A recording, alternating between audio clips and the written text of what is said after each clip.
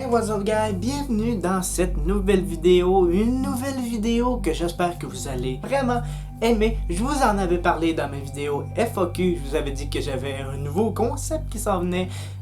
Honnêtement, j'étais tellement chaud de le filmer que j'ai décidé de le faire tout de suite, tout était déjà prêt dans ma tête, alors je me suis dit, je vais le faire, je vous le présente aujourd'hui. Il s'agit du nouveau concept des activités paranormales. Pour vous la faire courte, nous allons découvrir 3 histoires. 2 histoires seront des vraies histoires qui sont soit déjà arrivées à la personne ou déjà arrivées à des personnes que vous m'avez envoyées sur internet. Si c'est le cas, ça va être dit dans la vidéo, inquiétez-vous pas. Et la 3e histoire, elle sera fausse. Votre rôle à vous dans cette vidéo-là, ce sera d'essayer de découvrir laquelle est fausse. Vous pourrez me le dire soit sur mon Instagram, vous pourrez me le dire en commentaire, voir vous, selon vous, laquelle, selon vous, est fausse. La réponse vous sera donnée en toute fin de vidéo. Nous allons aujourd'hui accueillir 3 personnes. Je vais vous les présenter tout au cours de la vidéo. Sans plus tarder, guys, fini pour les explications et on lance pour la vidéo maintenant.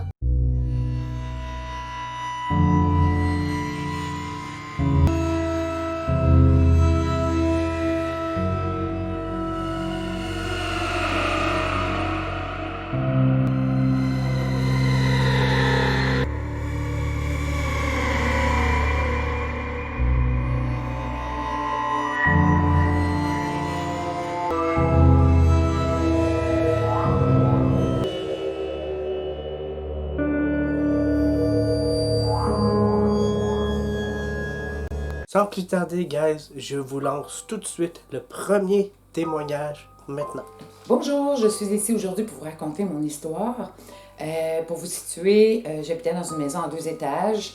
Notre chambre, à moi et mon mari, était au premier étage, tout près de la porte d'entrée. Et la chambre de ma fille, elle, était au 2e étage. Une nuit que mon mari travaillait, parce que oui, il travaillait de nuit, j'étais couchée, j'entendais des drôles de bruit, ça m'a réveillée d'ailleurs. Donc, je me suis levée pour faire le tour de la maison. Mais à toutes les fois que j'avais l'impression d'arriver tout près du bruit, il s'arrêtait. Alors, je continuais à faire le tour, je continuais, je cherchais, monte au 2e étage pour réaliser que finalement, les bruits étaient dans la chambre de ma fille.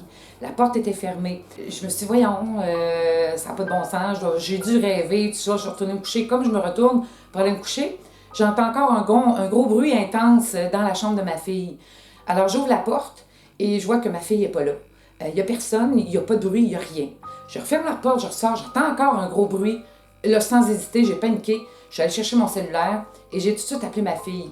Et elle m'a tout de suite répondu. Elle dit « Maman, inquiète-toi pas. » Elle dit « Je suis chez des amis. » Elle semblait un peu pompette. Donc, sans hésiter, je suis allée la chercher. J'avais vraiment un mauvais feeling.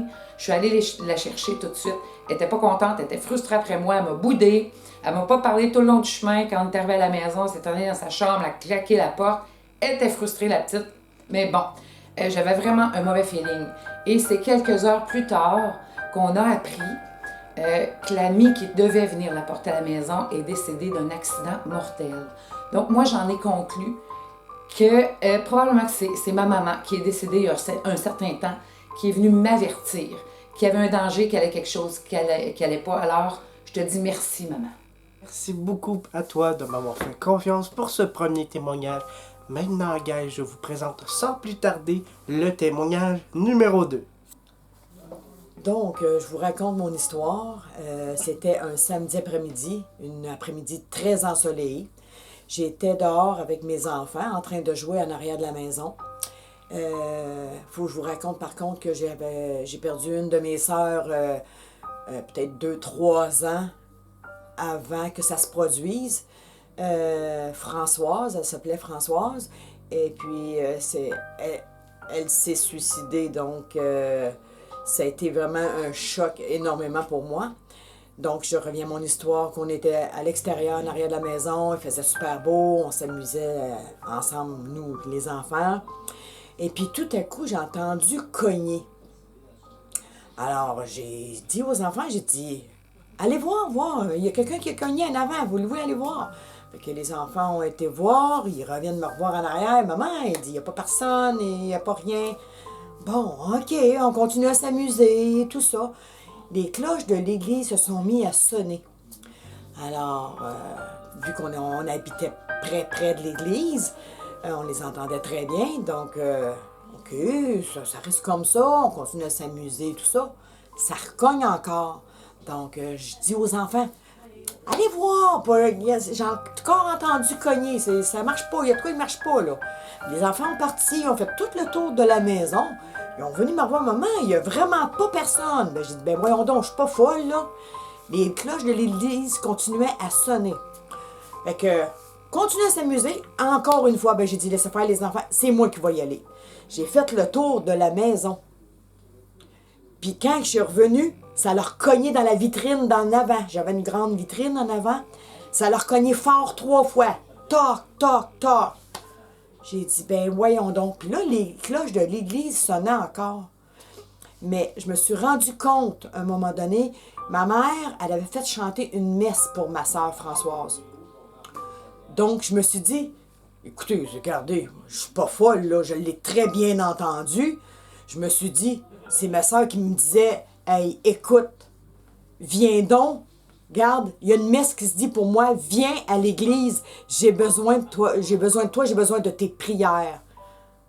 Puis là, par la suite, quand j'ai fait le lien des cloches qui sonnaient, le cognage qu'il y a eu dans ma fenêtre, puis la messe que ma mère faisait chanter pour ma soeur qui était décédée, là, j'ai fait le lien que c'était vraiment ma soeur Françoise qui m'avertissait de dire, garde, je suis là, pense à moi, viens prier pour moi. Donc, c'est mon histoire. Merci.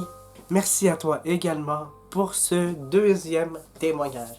Maintenant, guys, je vous laisse à l'écoute pour ce troisième témoignage. Allons-y. Bonjour tout le monde. Quand j'étais plus petite, je jouais avec ma soeur dehors à la maison.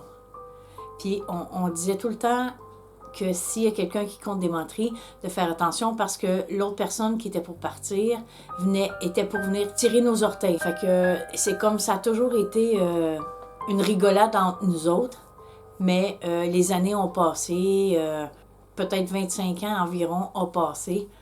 Puis un jour, j'ai perdu ma soeur, la plus vieille. Et puis, la journée qu'elle a décédé, le soir, quand je me suis couchée, moi, je pensais plus à tout ça, en fait. Mais quand je me suis couchée le soir, dans la nuit, en pleine nuit, j'ai senti vraiment les draps, comme mon couvre-pied qui a bougé, en fait. Puis là, je me suis comme entre-réveillée parce que, dans le fond, ça bougeait mes pieds. Puis là, j'ai regardé aux pieds, puis il n'y avait personne, puis ça l'a refait vraiment comme la couverte qui a serré, que mes pieds ont fait comme ça parce que quelqu'un plaçait comme le fond de mon lit, autrement dit.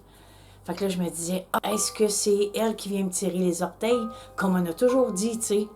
Fait que là, je me suis dit, hey, si c'est toi, fais-moi un autre signe. Sur l'entrefaite, dans ma fenêtre de la chambre, ça a fait un gros clac, comme si que la grande vitre, elle craquait, elle pétait en fait.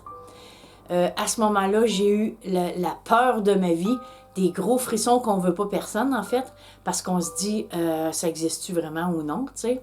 Fait que je me suis recroquevillée. Là, je me suis dit, non, non, non, je sais que c'est toi, je sais que c'est toi, fait que laisse-moi tranquille. Puis à partir de ce moment-là, c'est comme, j'ai eu un petit câlin, comment je pourrais dire, c'est comme si elle m'a caressé les cheveux en disant que oui, elle est là, puis elle nous protège. Donc, pour ceux qui ne croient pas, ben moi, je vous dirais que dans le fond, il y a juste un nuage qui nous sépare. Puis, je pense qu'il faut vraiment prendre en considération que oui, les personnes décédées sont près de nous. Et voilà, guys, ces 3 témoignages vous ont été présentés. Maintenant, je vous laisse quelques secondes maintenant, parce que ça va être le temps dans la vidéo maintenant de vous présenter laquelle est fausse et lesquelles sont vraies. Je vais vous laisser un petit temps, vous pouvez mettre pause à la vidéo pour écrire ça dans le commentaire si vous voulez. Je vous laisse à peu près 15 secondes maintenant pour vous décider, réfléchir, voir laquelle que selon vous est fausse.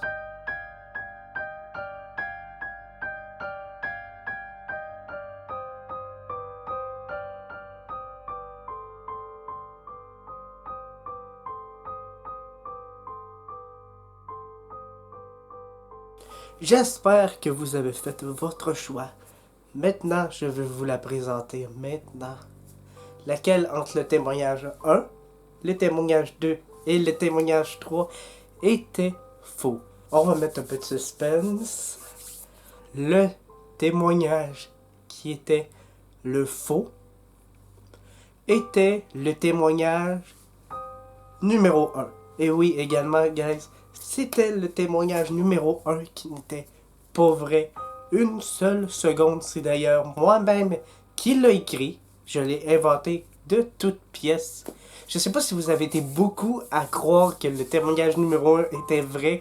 Honnêtement, c'est lui qui était faux. En tout cas, j'ai hâte de recevoir vos commentaires pour voir selon vous lesquels étaient vrais et lequel était faux. En fait, j'ai vraiment hâte de lire vos commentaires. J'espère que vous avez aimé cette vidéo-là. C'est ce qui me fait à cette vidéo. Si vous l'avez aimé, la façon de me le prouver, c'est en mettant un pouce bleu, en vous abonnant à la chaîne et en activant la cloche de notification.